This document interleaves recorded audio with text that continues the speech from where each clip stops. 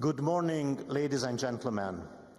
Welcome at the closing session of the 11th World Science Forum here in the upper house hall of the Hungarian Parliament building in Budapest, Hungary. It is my great pleasure to welcome you. My name is Balázs Gulyás. I am the president of the Hungarian Research Network, HUNREN, and I am one of those who some 20 years ago dreamed about the creation of a series of discussion meetings similar to the Davos meeting, the World Economic Meeting at Davos, in the field of science, research and innovation. I will be the chair of this closing session, and it is my pleasure to open this closing session. And as the first agenda point of the session, I would like to ask Professor Balázs Hankó, Minister of Culture and Innovation, to address you.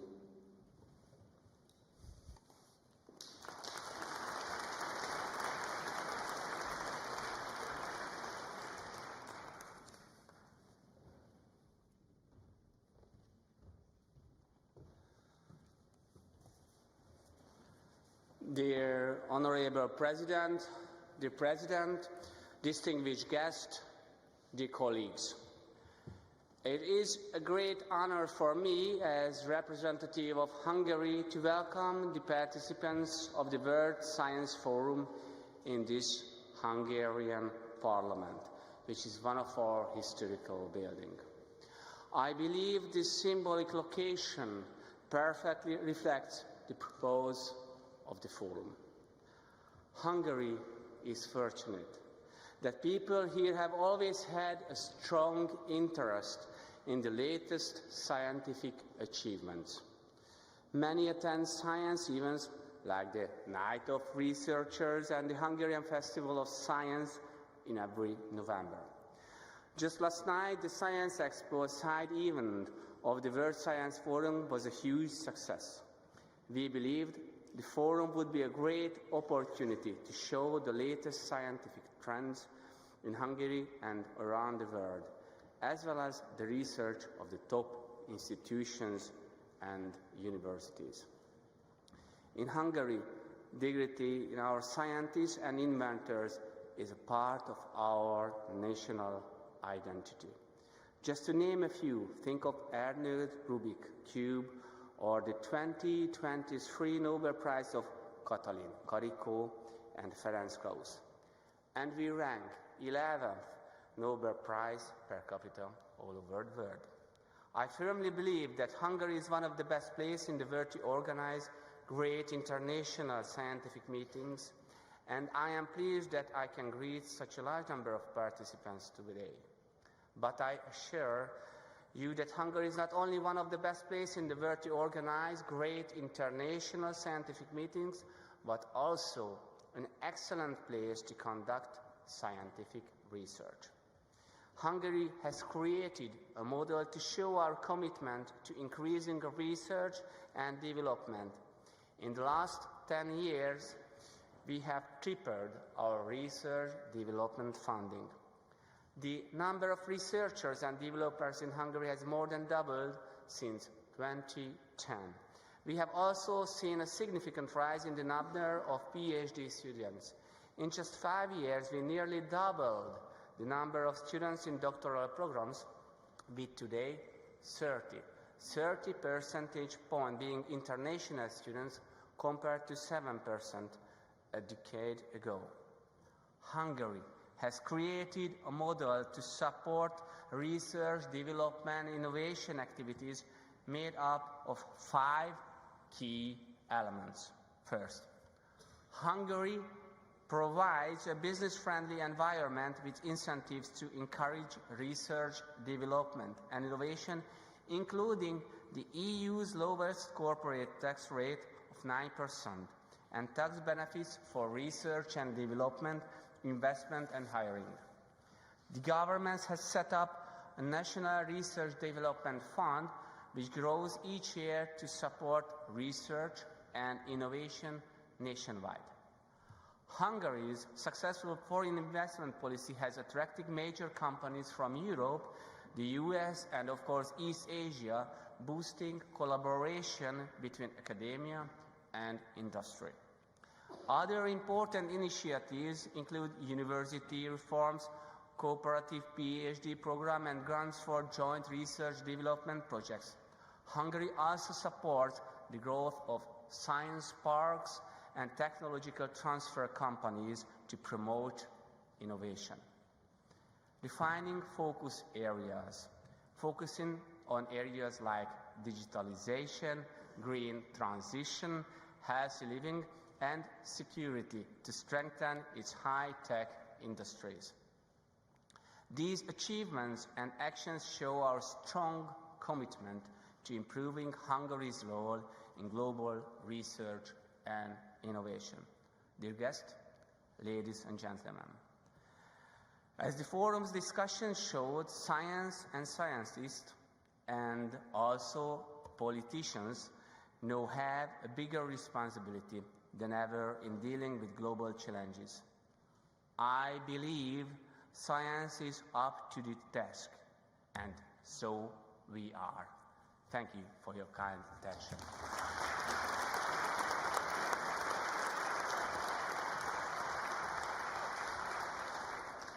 Thank you, Minister. And now the next agenda point is a roundtable discussion which will be moderated by Sir Peter Gluckman, President of the International Science of Council, or ISC, and the members of the panel are His Excellency Azzedine El Midawi, Minister of Higher Education, Scientific Research and Innovation of Morocco, Dr. Patricia Gruber, Science and Technology Advisor to the Secretary of State in the US Department of State, Lydia Brito, Assistant Director General, UNESCO, one of our longest-standing friends in the World Science Forum, Dr. Supit Parikh, CEO of the American Association for the Advancement of Science, or AAAS, and Mrs. Priscilla Manti, Co-Chair, Young Global Academy, or GYA. Peter, the floor is yours and your speakers.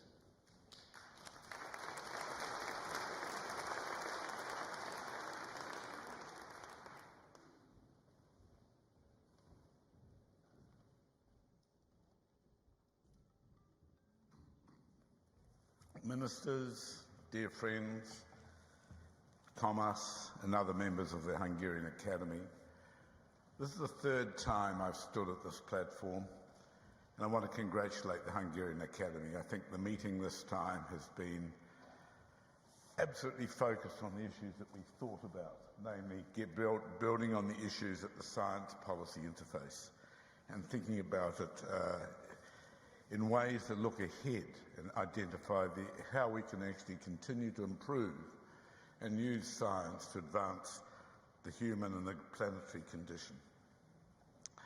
What we're going to do for the next little while is have a panel discussion on the scientific ecosystem. What's currently working? What's not working? What could we do better? What could we change? Or what's changing around us? And I think all of those are important things to reflect upon. Science is changing. The role of science in the world is changing. It's getting to be so much more critical for all the issues that are reflected in the Sustainable Development Goals and the Pact of the Futures, in national development programs. The issues that we talked about over the last 3 days is how do we embed science more effectively into decision making. And that in turn reflects on the roles of science, both discovering new knowledge, but also having it actionable knowledge that translate to actual decisions by individual citizens, by governments, or by the multilateral system. We have a panel that's got very diverse backgrounds and has a lot to think about on these issues. But if you just think about science ecosystems, They vary by context, they vary by history in different countries, and they obviously vary by economic levels of development in countries. And all of those things, so it's hard, we have to think about these issues in context as well as making good sweeping statements. If you think about the scientific ecosystem, it's boundless. Obviously it starts with government agencies, ministers, the allocation of funding for research, with the funding instruments that are used by countries with granting agencies or scientific bodies to allocate funds. It involves universities. It involves academics within the universities. It involves research institutes. It involves the scientists within research institutes.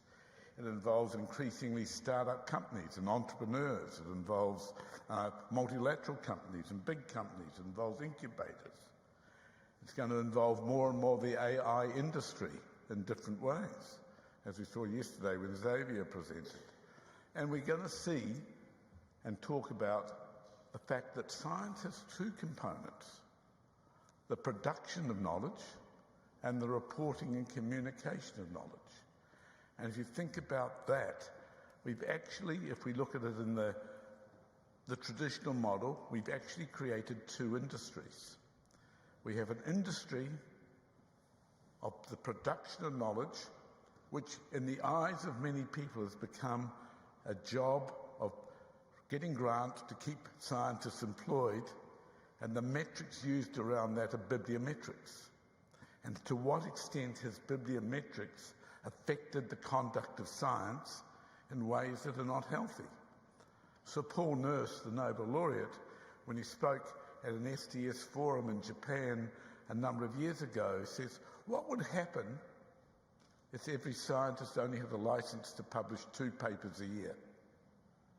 Would we actually have improved the quality of science, reduced the volume of science, because we're overloaded with information now that no matter what is the minimum size of your field, there's too much data, too much information. You're going to rely more and more on autonomous systems, AI, to tell you what you think you should know. And that industry, which we created, a pseudo-objective way of measuring something that's inherently subjective, how good is your science, how valuable is your science, interacts and fueled an industry called the publishing industry. And the publishing industry is a large industry in science.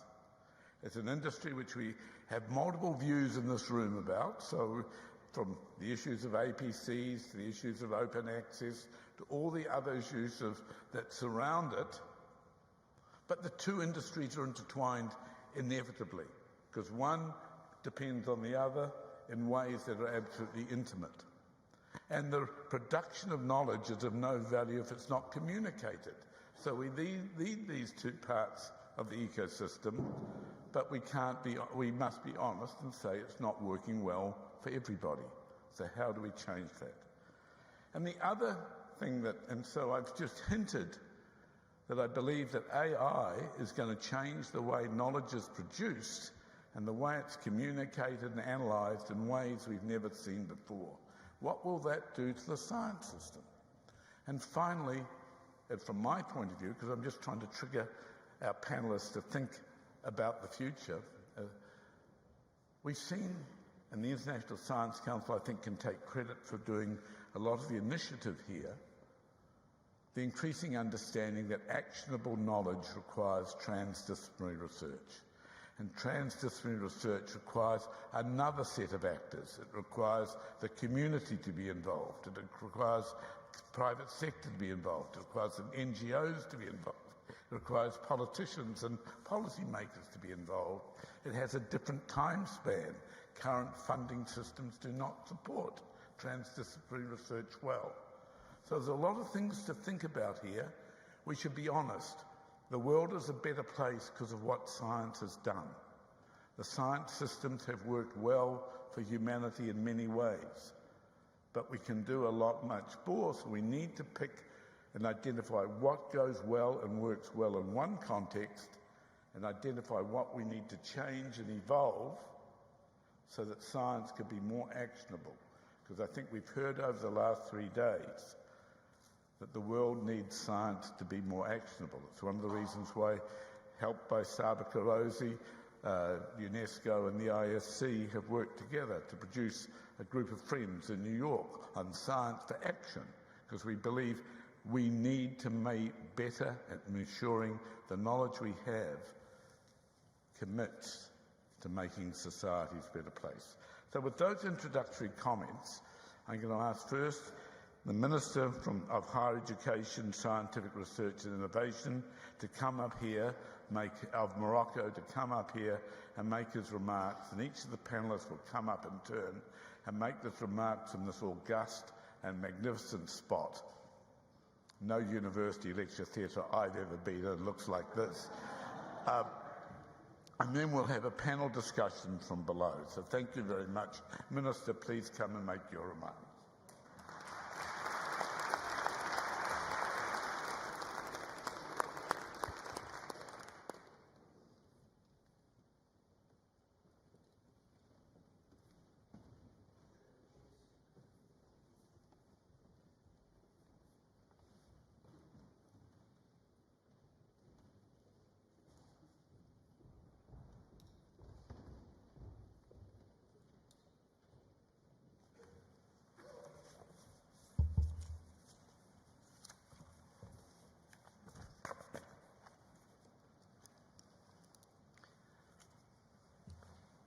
Dear President, good morning. Your Excellency, Minister of Culture and Innovation of Hungary, Excellency Ministers, Honorable Delegates, ladies and gentlemen, it is a great honor to address you at this important gathering during this parliamentary session dedicated to the reform of science ecosystems. I would like firstly to express my sincere gratitude to the Hungarian government, the organizers, and particularly to the President of Hungarian Academy of Sciences for the kind invitation to participate in the World Science Forum 2024. The topics of today's discussion related to the science ecosystem is of critical relevance to countries around the globe, given its profound impact on economy development, competitiveness and innovation. Nations that invest in strengthening their science ecosystems not only enhance their research capabilities, but also foster cross-sectoral and cross-border collaboration, which is essential for addressing today's most pressing challenges. This investment drive sustainable growth and position countries as leaders in increasingly knowledge-based global economy. Ladies and gentlemen, under the esteemed leaders of His Majesty King Mohammed VI, may God assist him, Morocco remains firm in its commitment to nurturing the ecosystem of higher education, scientific research and innovation with the aspiration, a hope of excellence at both the regional and African levels. The Moroccan ecosystems of higher education and research is dynamic and rapidly evolving, with a strong commitment to fostering quality in higher education, scientific advancement and innovation. Indeed, Morocco is home to a diverse network of 48 higher education institutions, including both public foundation and private universities, engineering schools, and specialized institutes.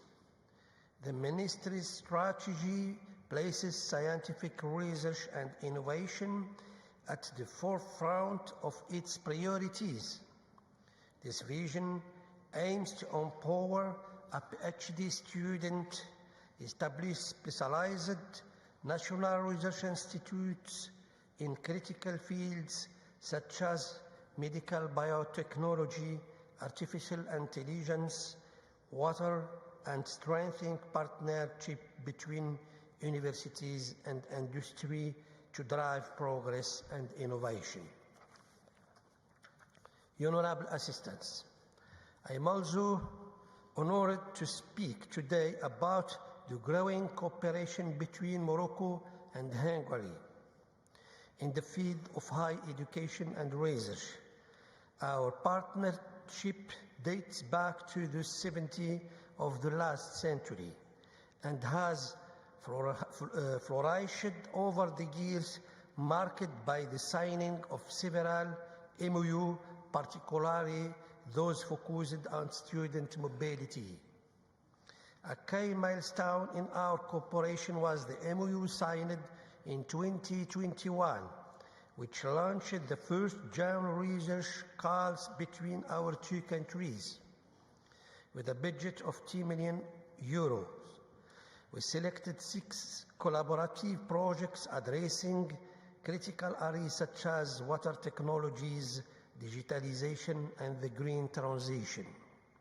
Nevertheless, challenges exist in both the Moroccan and Hungarian education and research ecosystems, particularly in aligning academic programs with industry demand, strengthening partnerships between universities and industry, further investment in human capital and research infrastructures, and connecting more sciences with societies. The future holds great promise. Through continued collaboration, investment in innovation, and strengthening ties between academia, industry, and government, both nations are poised to play a significant role in the global knowledge economy. Let us continue to work together, leveraging our strengths and addressing our challenges to build a more connected, innovative, and prosperous future. Thank you for your attentive consideration.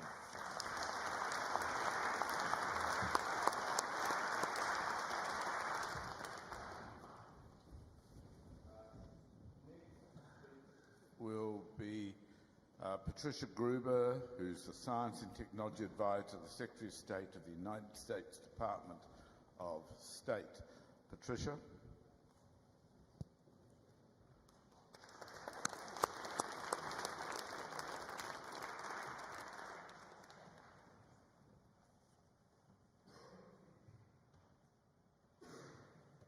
Good morning, and thank you, assembled dignitaries, representatives, ladies and gentlemen.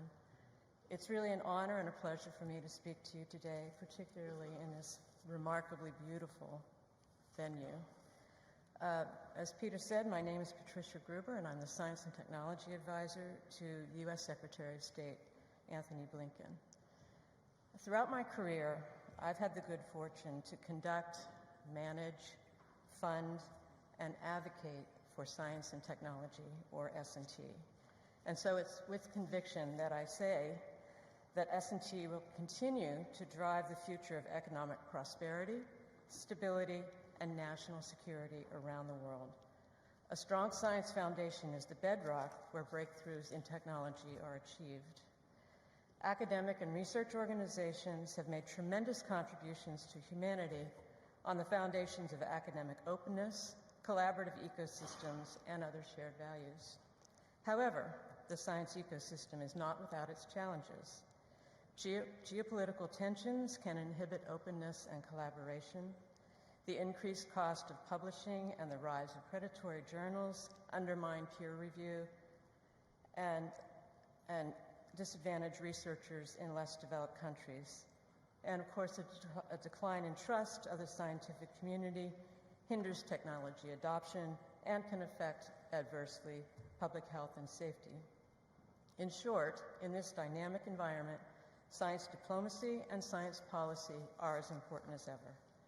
At the U.S. State Department, we engage in science diplomacy efforts to promote successful exchanges among organizations and individuals, bolster our ability to solve global challenges, and promote democratic values. We engage in high-level government-to-government, bilateral engagements, and multilateral fora such as the G7, G20, and many UN bodies. Just as the private sector increasingly drives technology investment, our public-private partnerships have also continued to grow. And we support bottom-up science diplomacy, or meaning scientific collaboration and people-to-people exchanges. For example, the Fulbright Student and Scholar Program is one of several United States cultural exchange programs and a hallmark of our work with countries around the world to share knowledge and skills, while our global innovation and through science and technology and international visitor leadership programs grow entrepreneurship and leadership skills in our partner countries. With respect to policy, our shared challenge is to balance using technology to solve societal problems, protect our citizens, and maintain a competitive posture.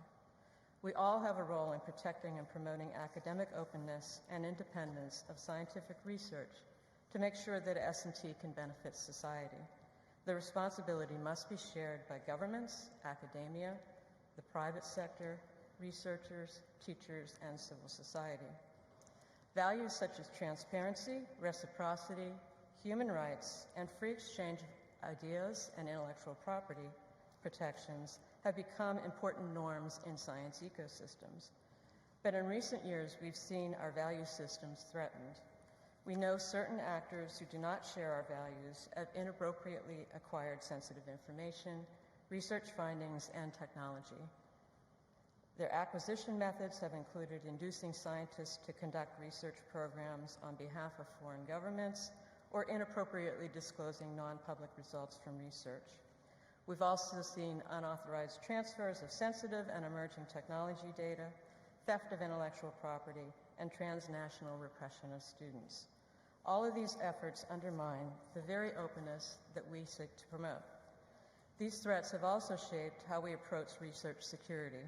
The United States has taken steps to de-risk our research collaborations through visa screening for international students, as well as guidelines and training for academic institutions on research security.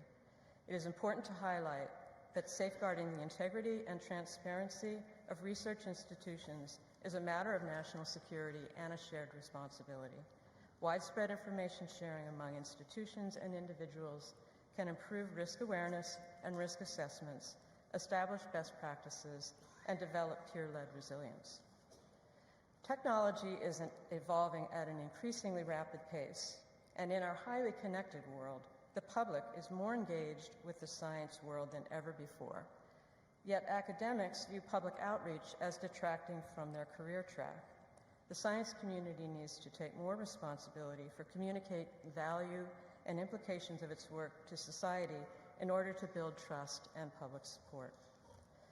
Technology touches most aspects of our lives. For example, we are seeing tools such as AI, authentication, and provenance technologies being used to stay abreast of developments in technology, counter misinformation, and accelerate research. But we need to think about adapting our education, research, and analysis methodologies in light of these technology advances. Specifically, we need to view AI as a tool to assist people, not a replacement for them. And therefore, we need to equip students and citizens with the skills, tools, and critical thinking to use it effectively. And finally, policymakers and scientists need to be in communication regularly, not just when there's an issue. We seek to give policymakers the right information at the right time, in the right format.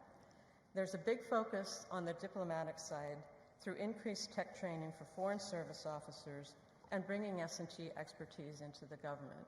For example, At the State Department, at any given time, we have more than 60 STEM fellows distributed across the department to advise us on foreign policy issues. So we need to match this in the science world with international or policy training for scientists and technical experts. I've just highlighted some challenges here. We've heard many more in the past few days, but in spite of these challenges, it is very clear that we cannot address them and make progress and contribute to society without preserving our open science ecosystem. I thank you very much for your attention.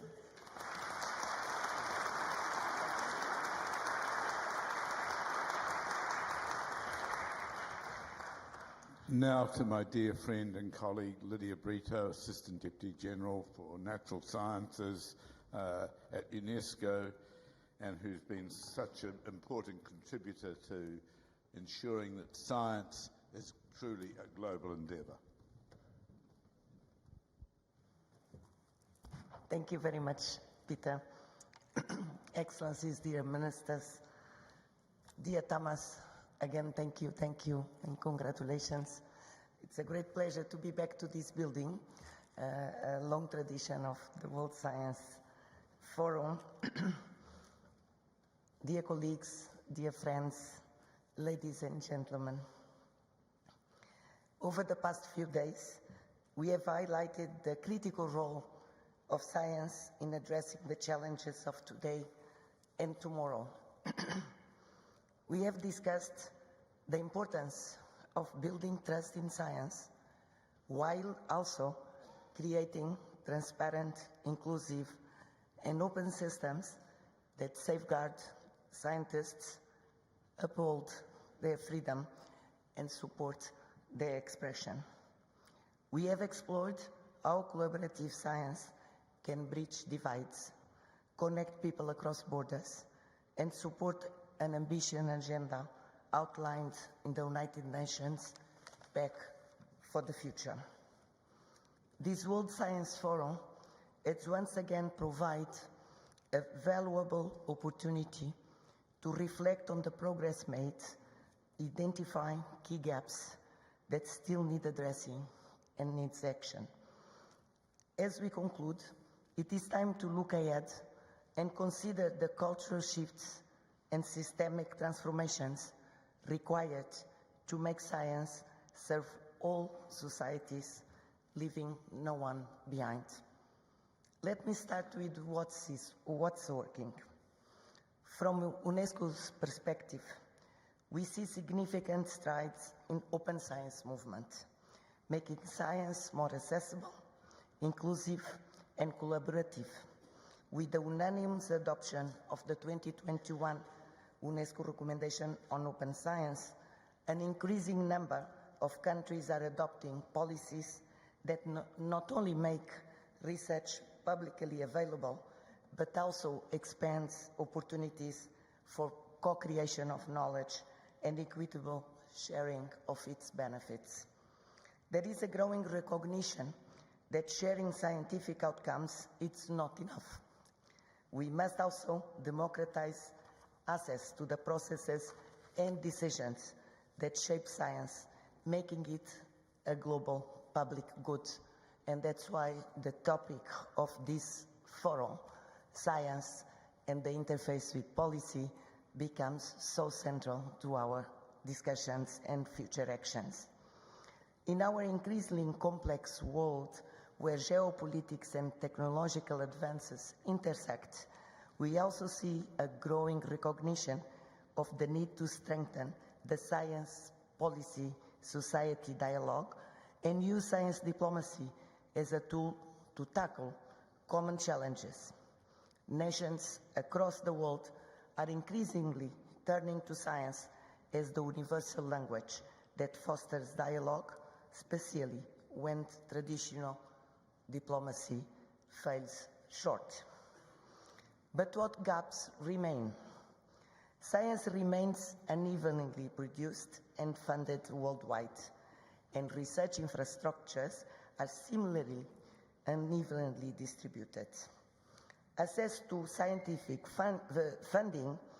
findings is often costly or restricted, with large portions of research available in only a few languages, even when it addresses local, regional, or global priorities. The persistent gender gap in science, combined with disparities in knowledge and technology between and within nations, limits opportunities to participate in science and to enjoy the benefits of science, undermining the human right to science. Investment in science remains insufficient in many regions, with science systems sometimes seen as competing for limited resources rather than a force to drive sustainable development and human well-being. While frameworks encourage interdisciplinary collaboration, we still need practical mechanisms, including funding instruments and incentives, to better connect scientists, policymakers, and citizens, and make scientific insights more relevant, representative, and actionable. So what can we do better? We must accelerate equity in science. This requires systemic culture changes and structural support. Policies, funding, capacity building, and incentives must prioritize equity, diversity, and inclusion in science systems globally. The push for the implementation of the 2021 UNESCO recommendation on open science and global initiatives like the International Decade of Sciences for Sustainable Development and UNESCO calls for action to close the gender gap in science are important steps in the right direction, but we must go further. We need to advance open science principles. We must embed open science principles into national science policies and funding mechanisms. Open science can be transformative, but it needs committed implementation. Through equitable partnerships and reallocation of funding from closed practices to open ones, we can empower scientists and communities everywhere to contribute and to benefit from global knowledge to achieve the Sustainable Development Goals. Finally, we need to champion science diplomacy as a tool for peace. Science diplomacy must be a cornerstone of our efforts to address global challenges and promote peace. UNESCO is committed to supporting the next generation of science diplomats, equipping them to tackle common issues from water security to climate resilience. And dear Minister Anko, it was a great pleasure to be with young diplomats, science young diplomats of Hungary yesterday, and to have a chance to share and see the commitment and the vision that the Academy has and the power of young diplomats in changing our world. Looking ahead, and as we embark on the International Decade of Sciences for Sustainable Development, we have a unique opportunity to rebuild confidence in science, encourage critical thinking, and strengthening global scientific collaborations for the benefit of science, but most of all, for society. By collective actions that make science more agile, inclusive, and responsive to social needs, we can connect with those in need and position science as a tool for peaceful and sustainable development. As we move into and through the decade, the World Science Forum will remain a vital platform for assessing progress and redirecting efforts towards the most urgent next steps. Reimagining our science ecosystems requires a shared commitment to openness, equity, and collaboration. UNESCO stands ready to work with you all to ensure that indeed science serves everyone, everywhere. I thank you very much.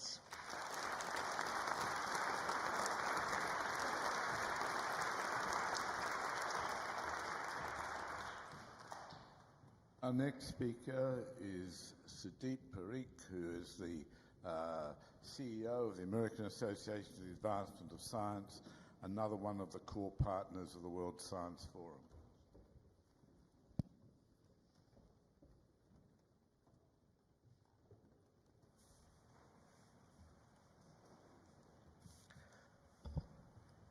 Ministers, Excellencies, President Thomas Freund, colleagues and friends, I want to thank you for the opportunity to address this last parliamentary session. You know, I started our conversation on a couple of days ago saying that this is a golden age of science. This is an extraordinary time in human history when we know more about the universe, we know more about this planet, and we know more about ourselves than ever before. That is true. That is absolutely true. This is an extraordinary time. The pace of innovation has never been seen before. Much of that was born after the end of World War II. It was born in the mind of, in the U.S. ecosystem, was born in the mind of Vannevar Bush. Vannevar Bush was a science advisor to President Roosevelt. And his idea was that the investments in science that had taken place during the war should continue during a time of peace. His idea was that the government should invest in basic science. That basic science could then be handed out, be taken over, be translated, be scaled by industry. It's quite a simple idea, a simple vision with profound consequences. The profound consequences are building basically the foundations of our society today, building this incredible edifice of science and technology that has driven us for the last 80 years. And it's what's led to our knowing more about the universe, the planet, and ourselves. What's different today is that the structures upon which that was built are bursting at their seams. Some of the things that Sir Peter talked about in terms of bibliometrics, some of the challenges for early career scientists to get a chance to practice science while they're still young, some of the challenges of intellectual property, the changes that Vannevar Bush never imagined. Vannevar Bush never imagined a time when, in the United States, for example, $200 billion a year is invested by the federal government in science and technology. Almost $800 billion a year is invested by the private sector, industry, and philanthropy. That is a remarkable change in human history, something never seen before, and it has implications that are profound that we're not considering. We talk about AI and we imagine that we will regulate it in the way that we talk about nuclear weapons or other things. We won't. This is an extremely different time in human history. This is a moment when that infrastructure doesn't sit in governments, it sits in industry. There's no government in the world that has the GPUs, the AI data farms that are required to build large language models. No government in the world. It lives in industry. These are times that Vannevar Bush never dreamed of. And so what I would say to you is that it is time for us, as a scientific community and the technical community, to stop being in a defensive crouch and rather to once again become the protagonists of our own story. What does this look like? The things that got us here are not going to get us there. Those structures that Vannevar Bush developed in 1945 are irrelevant today. I just said something that is quite controversial. I think it's irrelevant today. I think that we as a generation have to be building what comes next. We have to do that. And we cannot rely on the things of the past. And so as we pull together, what does that world look like? In the United States, I'm co-chairing a task force to create a new vision for American science and technology, one that takes into account these profound changes in the way that science and technology are done. We have to look to the future, not to the past. And this will look at ideas around people. Again, Vannevar Bush never imagined that a gigantic proportion of the scientists in America would be foreign-born. He never imagined it. He never imagined that infrastructure would have to be carried out in industry at a pace that it is today. He never imagined that the colors of investment would not just be federal dollars, but would be private equity, shareholders, angel investors, and philanthropies. Never saw that coming. So we have to build upon that. So I come to you and say, we can't just do this in America, we have to do it around the world. We have to do it around the world. And the World Science Forum is a great place to have that conversation if we're willing to be clear-eyed about the challenges that face us. If we are willing to say that the structures of the past are irrelevant. That's a hard thing to say. And I have a confession. I have a confession to make. When I heard that we were doing this in this grand building, I was concerned. I was concerned that perhaps we were delusional about the value of science, delusional about the idea that science can play such a role in humanity. But after being here, recognizing the history of this building, built in 1904, finished in 1904, and recognizing that it's been through wars, 2 world wars, it's been bombed, the wonderful edifice and the beautiful overlay that we see has had to be rebuilt many times, I recognize that our generation has to do that as well. But we have to do it in a way that is both clear-eyed and realistic, but also optimistic. And so when I think of what's necessary, I look at my own country, where I think there is a mood to disrupt our own institutions. Partly because we recognize that they are increasingly irrelevant. But that doesn't mean they should be destroyed. It doesn't mean they should be dismantled. It does mean they should be disrupted every now and then.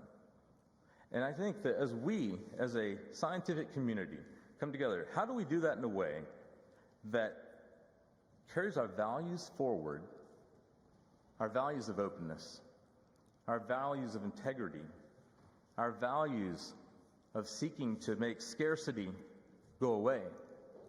Because that's the power of science. Why do wars stop? Why does peace come? What are we arguing about? Scarcity. What can science do? Science is the ability to take what was scarce and make it limitless. On top of the Washington Monument, at the very top of the Washington Monument, is a small pyramid of aluminum. Aluminum. You might ask yourself, why?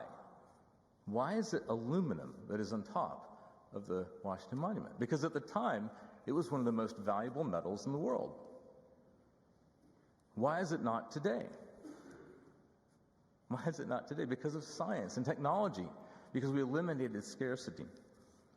How can we continue that work of moving humanity forward, creating progress, doing it in an open way, and building a future together? I'd say to you, it's by recognizing what we can and cannot do as a scientific community. We are not, I sometimes have to pinch myself, we are not the tail wagging the dog. Science is not itself going to create peace. Science itself is not going to create our hopes and dreams of what the future should be. Politics. Nation states have always been here. Our 30 years of globalization are an aberration. They're an aberration from human history. Now, how do we work towards getting to those fundamental goals without tearing ourselves apart? I'd say to you that science, in this time, requires looking at where can we find values of working together? Where can an axis be formed between the U.S. and China and Europe and Asia and Africa? How do we do that? How do we find those areas to work on? We heard about several of those today, or during this meeting. Work on water, ensuring that we no longer have water as a scarcity, but as a resource. These are the kinds of things we have to work on together. This is the challenge of our time. This is not a moment for looking back on history. It's a moment for looking at how we take that history that we are the inheritors of and make it better, make it stronger, and make it more peaceful. Thank you all.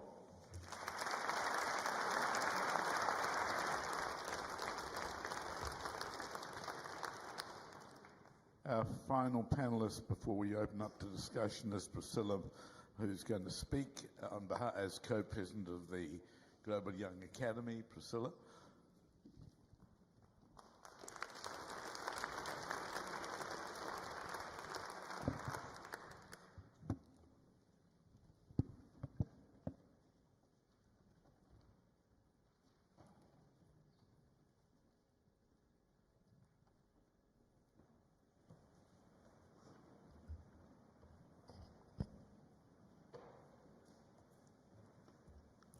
Dear colleagues, dear friends, good morning.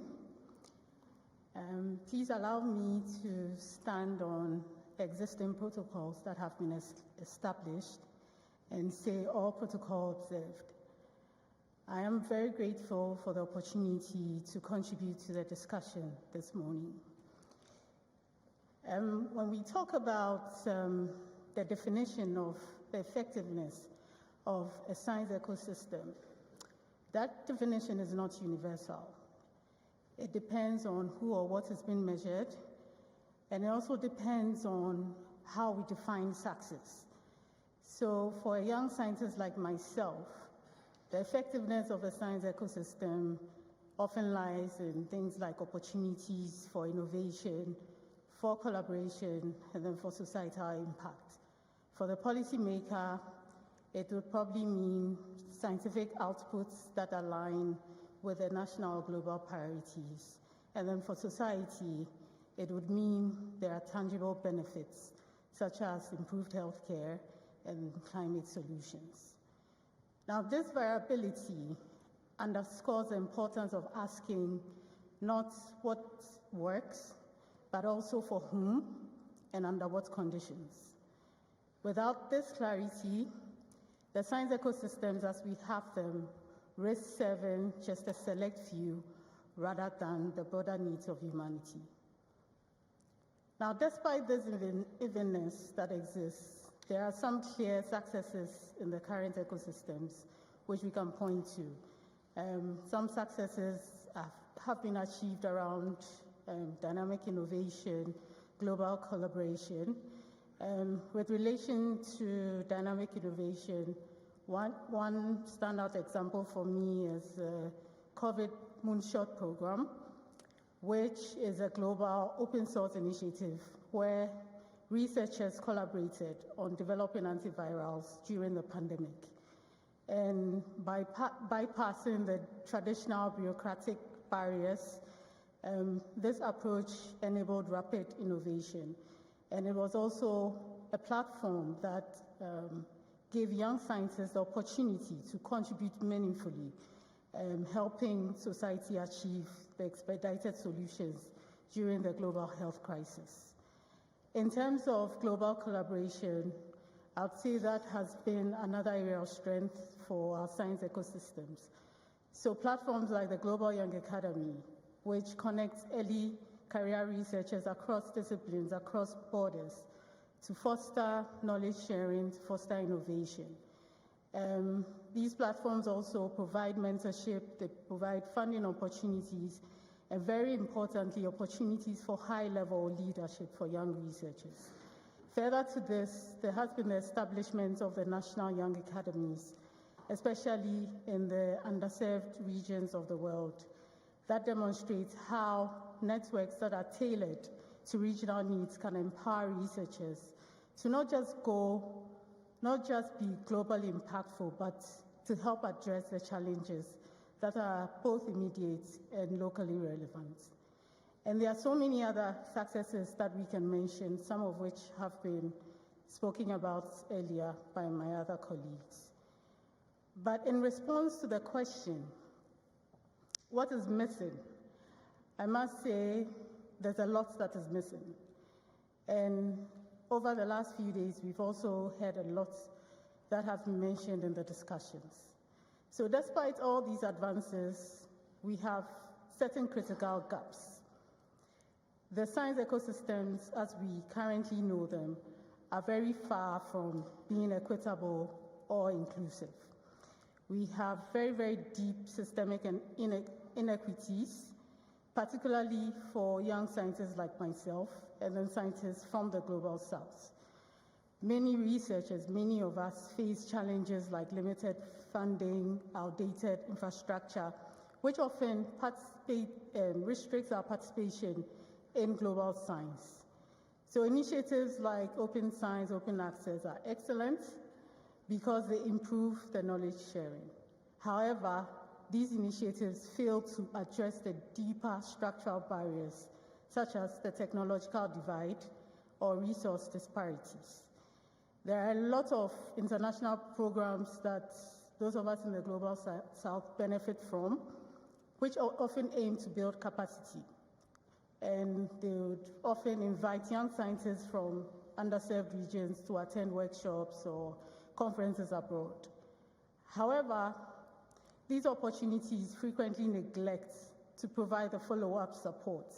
So a researcher may undertake this opportunity, return inspired, and even very well equipped with new techniques, but yet still will have to face the overwhelming challenge of applying them due to a lack of local infrastructure or even institutional support. This disconnect between opportunity and then sustainable impact prevents the translation of individual potential into systemic change. There are also barriers fueled by ranking systems, like my earlier colleagues have mentioned.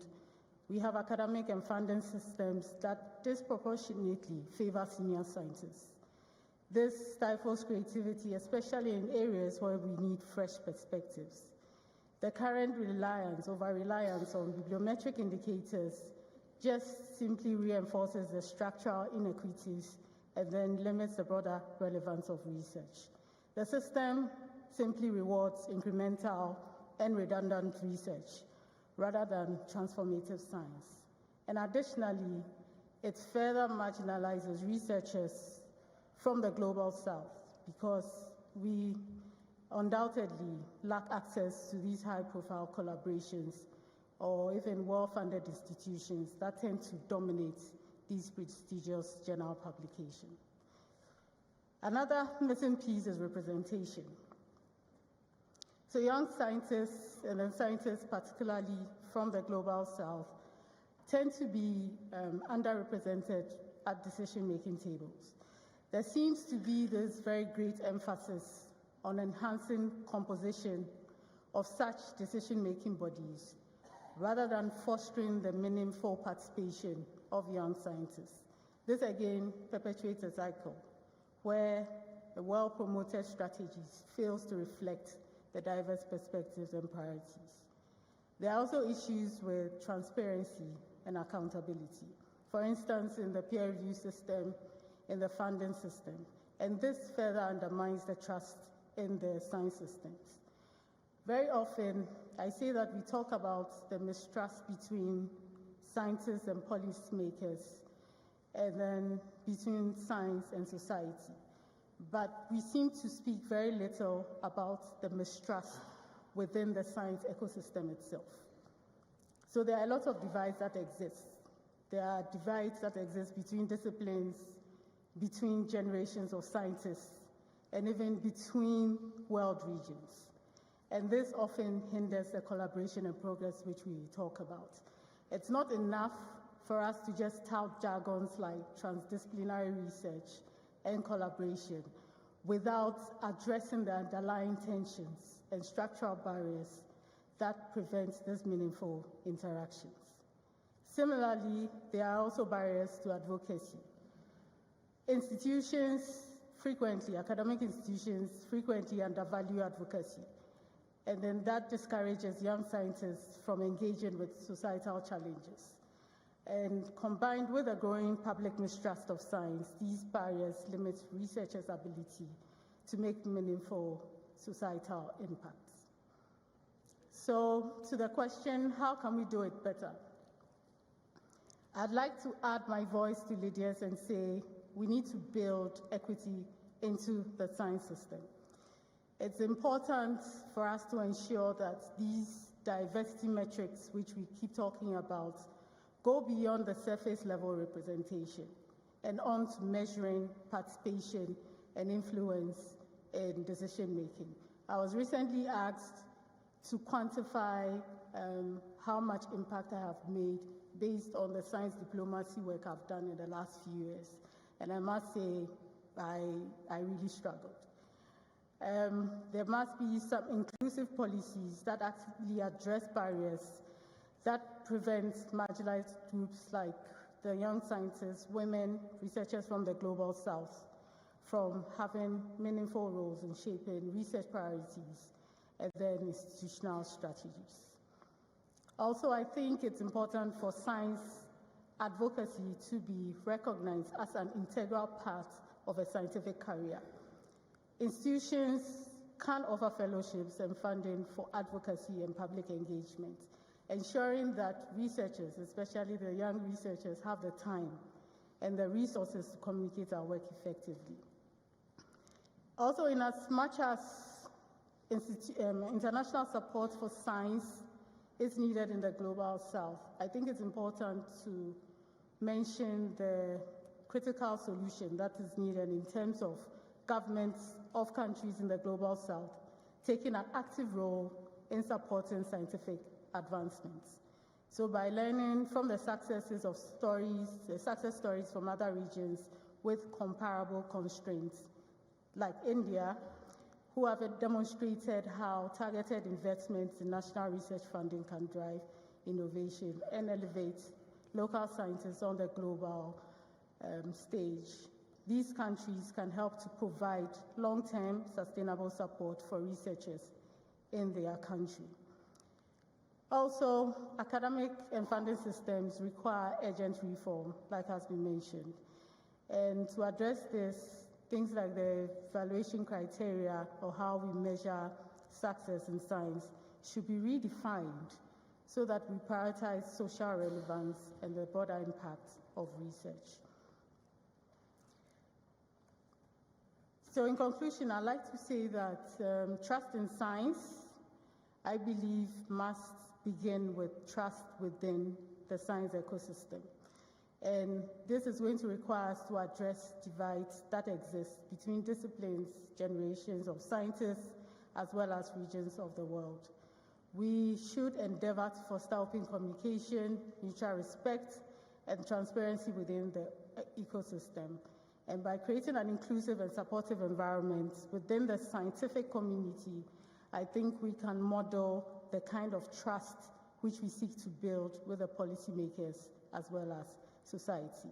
Only then can we, or can science truly fulfill its potential as a driver of progress and equity, and thus supporting the UN's Pact for the Future. Thank you.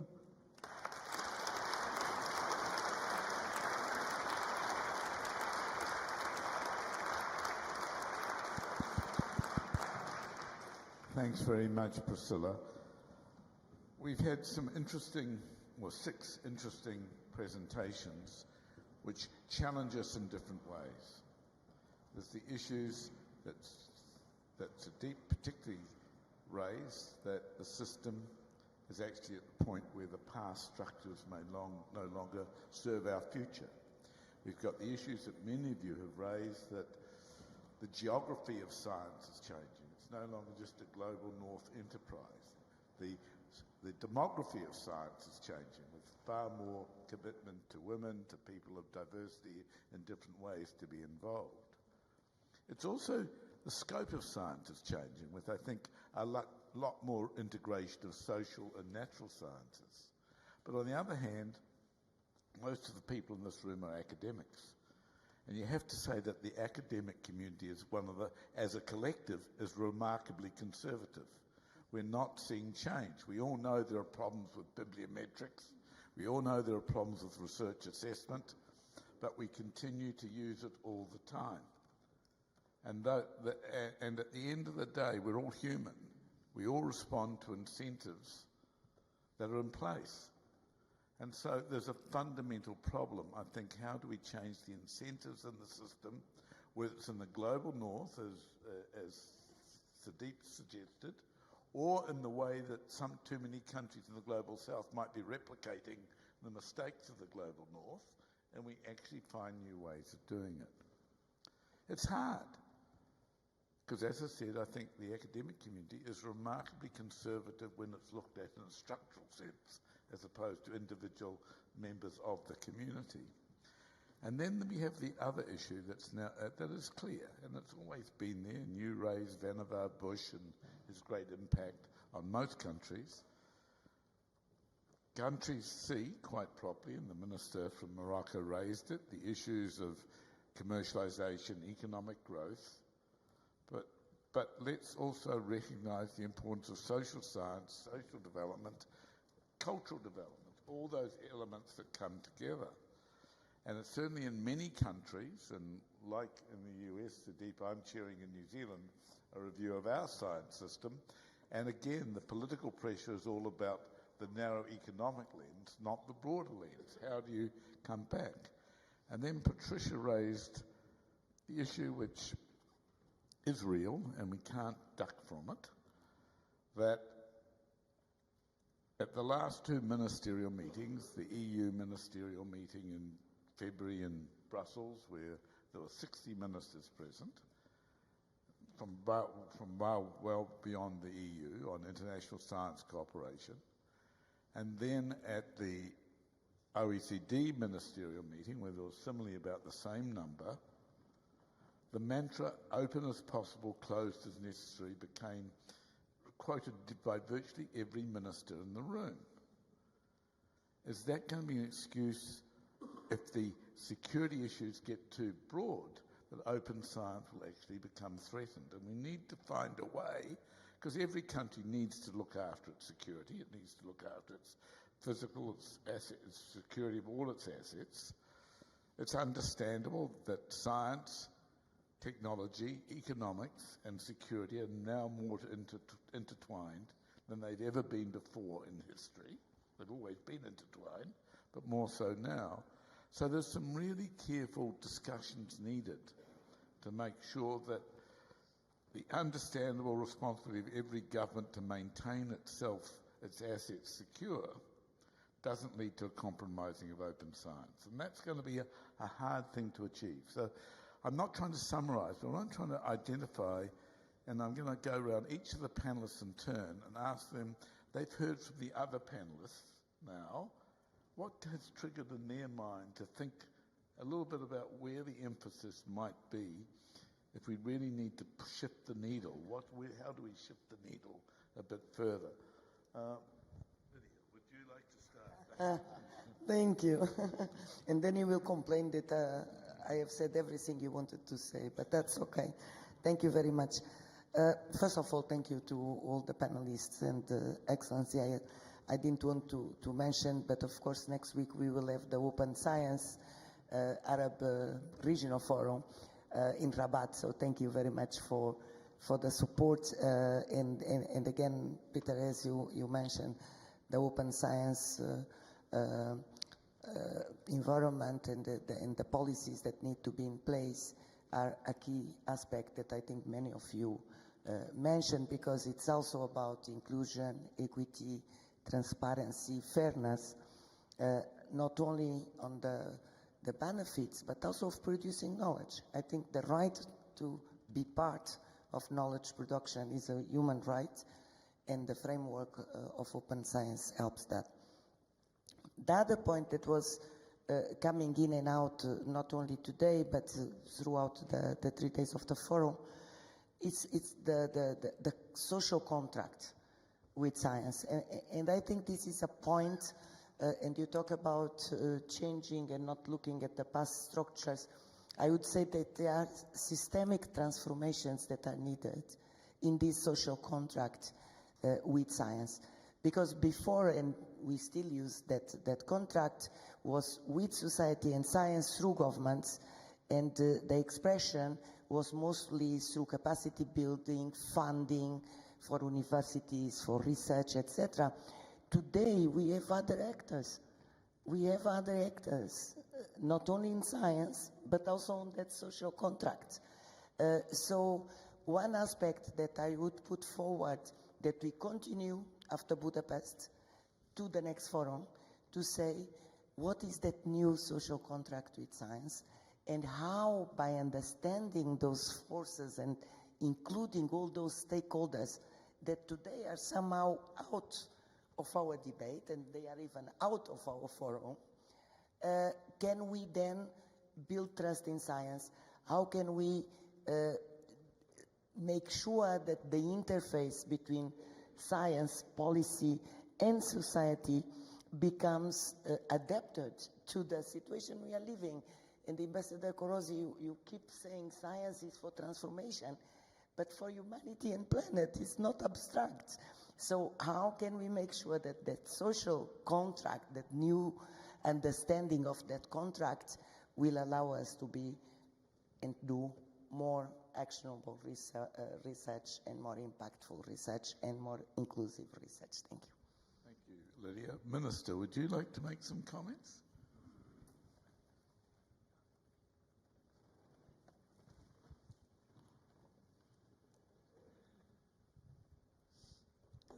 I have anything to add about. We are agree. But the big question now in the world that the technologies and sciences, the hard sciences, progress quickly, more quickly than we can imagine. But for this, I want to put the point on the human science. They don't grow. And I think that will have in the future big disequilibriums in our society regarding many things, individual or all the society. For I think it is very, very necessary for all the world science forums to put the really place of human science, psychology, philosophy, art, sociology, and other things. We look today many phenomena in our societies. The technology progresses quickly. It's a good thing, but it is necessary to have big attention to human sciences. It's not a lux. It's not a fast human sciences. It's very, very important in our. Despite I am a physical chemicals, I am in hard sciences. I couldn't agree more. I mean, if we just look at the existential threats ahead, beyond the obvious ones, the issues of mental health for young people are now clearly a global issue of epidemic proportions. The issues of breakdown in social cohesion, the issues of how society adjusts to technologies such as AI, and we've seen what social media has done to a whole lot of societal discourse. The issues we already should have learned from the GM history that when physical sciences get ahead of the social sciences, we can have issues in how to use technology as well. So I agree with you, Minister, that you've raised a very important point. Patricia, you put the hard issues on the table, and they are hard. I mean, there's no doubt about that. But I think we have to be optimistic and think, how do we work through that to make it into, how do we get beyond the immediacy of inherent geostrategic tensions in a multipolar world? And how do we actually use science harmoniously to make the world, to get beyond those barriers? Sure. So let me just make a comment on how we think about research security in the U.S. So what we've done is we've put together tools and training to allow universities to assess the risk of collaboration. We are not trying to stop collaboration. And we'll never eliminate all risk. We know that. But it's about at least going into, and sometimes you want to take a risk because the benefit of a collaboration is much greater than any risk that you're going to take. So we're basically just trying to create the tools to allow our science ecosystem to at least, understand and be aware of what's going on. And it's really, and it's interesting because the fundamentals of it are, disclosure of your funding sources, disclosure of who you partner with, highlight any potential conflicts of interest or undue influence by governments. And I would argue that these same sort of values of transparency are really underpinning of research integrity, which is what we've kind of been looking for all along. So I don't think that they're in conflict. To your question about what we need to change or how do we move ahead, how do we look forward, you said it, it's incentives. I think we really need to think about how do we reward our academics. You know, maybe rather than counting the number of publications, it's how much public outreach have we done as far as the social, how have we engaged with the social contract? You know, what has been the societal impact of the work that we've done? And I think as a community, we need to make sure that we focus on those big issues, right? I think there were some interesting discussions about how to assess where we are on our progress in SDGs. And maybe we should think about how we incorporate that into our reward system. Thank you. You've raised, one of the issues at the International Science Council we spend a lot of time worrying about is particularly the mobility of young scientists. That young scientists often have difficulty, takes months to get a Schengen visa to come to Europe, to come to a meeting like this. Too often we see at the last minute young scientists who need to come to a meeting to build relationships, to meet people who they might be trained for. And so while I don't have the solutions, I do believe that the global science policy community needs to think how we could address the issue for young emerging scientists so that they could travel easier to meet, go to meetings and interface and meet a person who they might do a fellowship with or whatever. So it's an issue that we're looking at, don't have the solutions yet, but we're looking at what some of you may know about is in the Asia Pacific region, there's the APEC business card, which allows visa-free travel for validated people between countries as a way to actually try and accelerate for scientists a way of moving. Obviously, that allows the countries to screen and decide. But things like that, are there new tools we can do to promote scientific mobility? Because at the end of the day, the issues we've heard at the global north, global south divide here are about mobility, particularly for young people, so that we can build a future in Sadiq, you perhaps gave the most provocative talk, and I've written down, because I like it, Vannevar Bush's structures are relevant. I think that might have to become the title of my report to the Prime Minister of New Zealand too, because you're right, we do need to think about structures. We do need to think about the reality that not just in your country, but, well, 30% of basic science, discovery science, is now done in the private sector. And if we think about, particularly in the digital and related and life sciences space, there's far more, it's a disproportionately high level. So there's big changes ahead. If you had a magic wand, what would be the first things you would try and deal with to get change? And given the reality that you're one of the major superpowers in science in the world, it will influence what other countries do. So what would you suggest are the kinds of changes that we should make?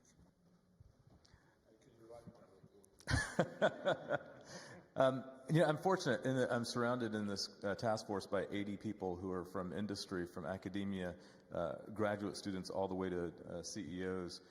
And so their ideas are, what I'm about to tell you, are things that are coming from there, not from me. I'll give you two examples. The first is, how do you get infrastructure? So in the past, after World War II, infrastructure sat in the United States in national laboratories. Right? That's where we built synchrotrons and ignition facilities and those sorts of things, and because it was considered that that was the most expensive pieces of hardware in the world. They should be at national laboratories. Today, there's a supercomputer at Oak Ridge National Laboratory that's quite fast. It's got nothing to do with AI. And frankly, if you wanted to run an LLM, you would never run it on that supercomputer. You'd run it where? At Microsoft, at OpenAI, or for that matter, Tesla. And that infrastructure is not going to be built by the U.S. federal government. It's not going to be built by Europe. It's not going to be built by any nation state. It's not going to be. And so how do you build that type of infrastructure in a way that can be used by scientists not just at Harvard and MIT, but also in the United States, the University of North Carolina or the University of Arkansas, but also in in our parlance, the global South or somewhere else around the world. How do you do that? It requires governance models that are contributed to by governments, but not controlled by governments. It requires governance models that take into account that these companies are acting like nation states of their own. And we have to have that realistic, clear-eyed view of the world today, as opposed to thinking that that these are national champions in some way. They're not. And so creating shared governance that also comes from philanthropy. There are gigantic philanthropies now in the United States, and they're going to grow around the world as the transfer of wealth happens from this current generation to the next. We have to make sure that we're taking all of those and using them together in a shared governance. That has risk. How do you mitigate that risk? How do you move forward? Those are the kinds of questions we have to be asking. And if we don't ask them, frankly, the world will move on without us. The world will move on without us, because the second area is about early career scientists. We're talking about bibliometrics and how are we going to value each other. I got to tell you, the 25-year-olds I know, they don't care about what we're talking about, right? I'm the executive publisher of Science. I love the fact that there's a magazine, a paper magazine. I can tell you that if you read a paper magazine, I know exactly how old you are. I know exactly how old you are. And if you are coming in through PubMed or some other way, I know exactly how old you are. And if you're coming in through a social media channel, I know how old you are. And I know that they are having discussions about papers in a way that you and I don't. And that's extraordinary. It's fascinating. It's changing the world all at once. And if we're not part of creating the new systems, then they're going to be chaotic, they're going to be inefficient, and they're not going to be as good as they could be for progressing the planet forward. Priscilla, you stimulated a lot of thinking around this panel and the audience, I think. Is there anything you'd like to say as your final thoughts?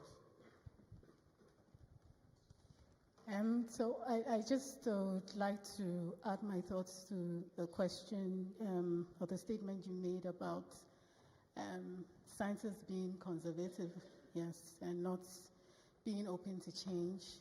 I was thinking about why that is. A lot of the time we complain about these very big science publishers like Nature and all of that and perpetuating the inequalities. But as a young scientist, when you come in, one of the things that is drowned into your head is that you need to get a Nature paper. And so you work your whole life trying to get into Nature. And I'd say the only reason why we are very conservative is that the movers and shakers of science are benefiting from the inequalities or the problems that exist. Hence, the inability to overcome inertia. So again, re-looking at how we reward success or we define impact in science has to be significantly disrupted. We talk about these bibliometrics, for instance, and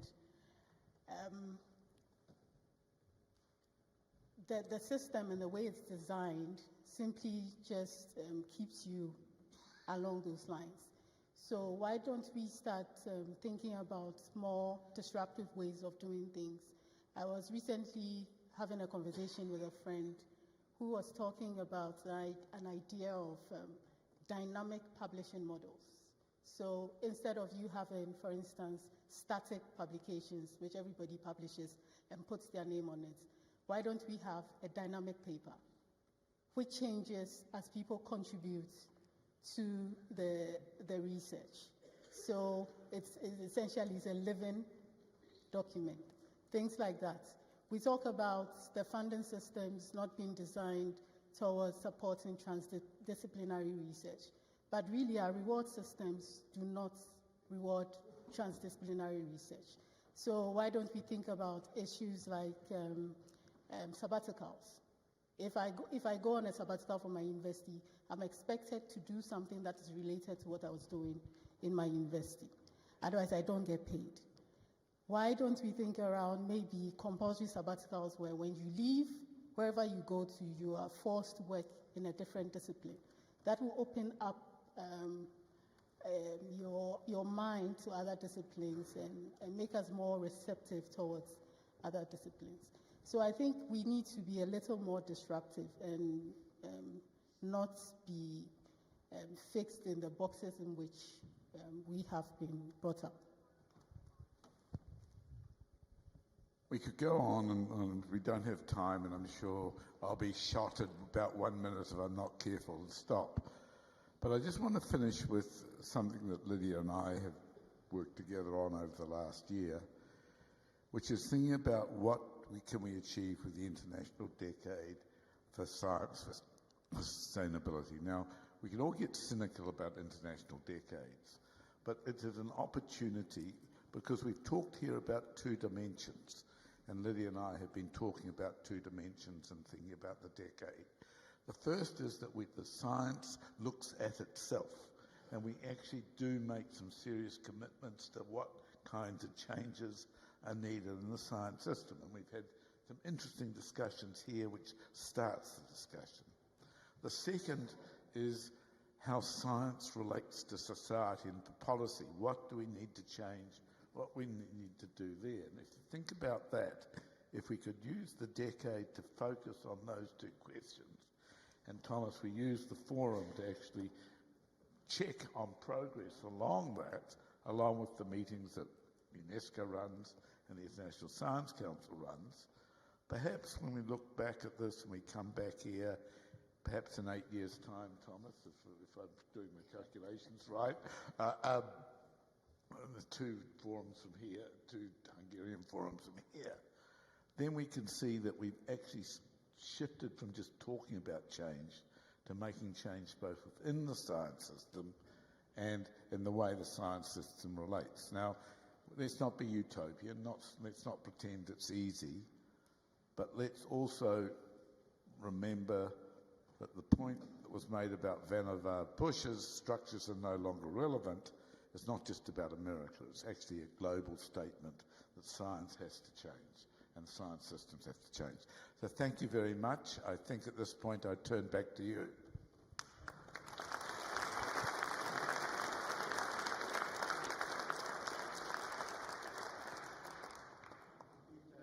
Thank you, panelists, for this excellent panel.